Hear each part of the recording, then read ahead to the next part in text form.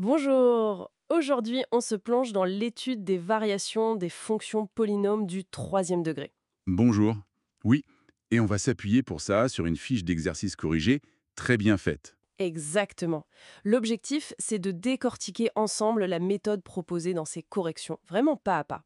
C'est ça, pour que tout le monde puisse bien comprendre la logique derrière et maîtriser l'analyse de ces fonctions. On a plusieurs exemples concrets dans cette fiche, f de x, g de x, etc. Et même une application type CCF. Tout à fait, de quoi bien voir comment ça marche. Alors, allons-y. Le point de départ systématique dans ces corrections, c'est le calcul de la dérivée, f' de x. Oui, c'est la base. Pour savoir comment la fonction varie, si elle monte ou descend, on regarde sa dérivée. Par exemple, pour f de x égale 17x³ plus 4x² plus 12x3, le corrigé donne bien f' de x égale 51x² plus 8x plus 12. Voilà. La dérivée, ça mesure la pente de la courbe, en quelque sorte. Une fois qu'on l'a, Mhm. L'étape suivante, cruciale dans les corrigés, c'est de trouver où cette pente s'annule. Résoudre f' de x égale 0. exactement. C'est là que la tendance de la fonction peut s'inverser. Et on voit bien dans les exemples, que ce soit pour h' de x, i' de x ou même g' de x dans l'exercice 4, que ça nous ramène souvent à une équation du second degré. ax² plus bx plus c égale 0. C'est très fréquent, oui. Et c'est là qu'intervient un outil mentionné comme essentiel dans les corrigés, Mhm. la calculatrice graphique. Ah oui, la calculatrice. Pourquoi est-elle si importante ici, selon ces corrigés? Eh bien, parce qu'elle ne sert pas juste à dessiner la courbe. Les corrections insistent sur le fait qu'elle a des fonctions pour résoudre directement ces équations du second degré. D'accord. Donc, pour trouver les fameuses solutions x1 et x2, comme celles calculées pour h' de x ou i' de x dans les exercices, On utilise la fonction solver de la calculatrice. C'est rapide et surtout c'est précis. Ça évite les erreurs de calcul et ça permet de se concentrer sur l'analyse, quoi. je vois. C'est un gain de temps et de fiabilité. Donc, une fois qu'on a ces points critiques x1 et x2 grâce à la calculette. On s'intéresse au signe de la dérivée f' de x. C'est ce signe qui va nous dire si la fonction f de x est croissante ou décroissante. Signe positif, la fonction monte. Signe négatif, elle descend. C'est ça? Tout à fait.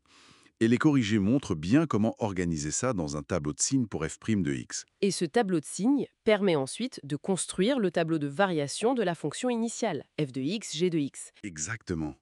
Avec les flèches qui montent et qui descendent, et les valeurs au point critique, qui sont les extrémas locaux. Hmm. Et il y a une autre étape, très mise en avant dans les consignes des exercices. La vérification graphique. Oui, indispensable. Vérifiez vos études à l'aide d'une représentation graphique effectuée à la calculatrice. C'est souvent écrit noir sur blanc. Et pourquoi cette vérification est-elle si fondamentale, d'après la logique des corrections? Parce que la même calculatrice qui a aidé à résoudre f' de x égale 0 permet de visualiser la courbe de la fonction de départ, f de Et x. cette visualisation, Elle permet de contrôler si notre tableau de variation est cohérent. précisément, on regarde si l'allure de la courbe affichée correspond bien aux flèches du tableau. Est-ce que ça monte et ça descend là où on l'a prédit? D'accord. C'est une confrontation entre l'analyse et le visuel. C'est ça. Ça permet aussi de confirmer les valeurs des maximums et minimums locaux qu'on a calculés et de compléter le tableau avec les valeurs aux bornes de l'intervalle d'étude, comme on le voit faire dans les calculs des corrections. Donc, la calculatrice, selon cette approche des corrigés, elle a vraiment un double rôle, résoudre l'équation et ensuite vérifier, visualiser, compléter. Tout à fait. Ce n'est pas une béquille, mais un véritable outil de contrôle et de validation de l'analyse mathématique. Les graphiques inclus dans les corrections illustrent bien cette étape. Et on voit que toute cette méthode s'applique bien à des cas concrets, comme l'exercice 4, type CCF, qui modélise l'affluence et le nombre de caches à ouvrir. Exactement. La démarche reste la même.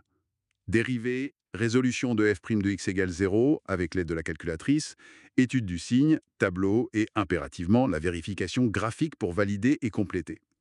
C'est la méthode illustrée par tous ces corrigés. Bon, pour résumer rapidement, les étapes clés mises en lumière par ces exercices corrigés sont calculer la dérivée, résoudre f' de x égale 0, étudier son signe, dresser le tableau de variation et enfin, l'étape essentielle de vérification et de complément via le graphique à la calculatrice. C'est une excellente synthèse de la méthode telle qu'elle est présentée et appliquée dans ces exercices. Alors pour finir, une petite réflexion. Au-delà de réussir ces exercices, est-ce que cette compétence à décortiquer une fonction, à identifier ses points clés, à visualiser son comportement, comment est-ce que ça pourrait nous aider à mieux comprendre peut-être d'autres phénomènes qui varient autour de nous? Hmm, c'est une bonne question. Peut-être que ça nous donne des outils pour analyser des tendances, des pics, des creux, dans des domaines très variés. C'est une perspective intéressante.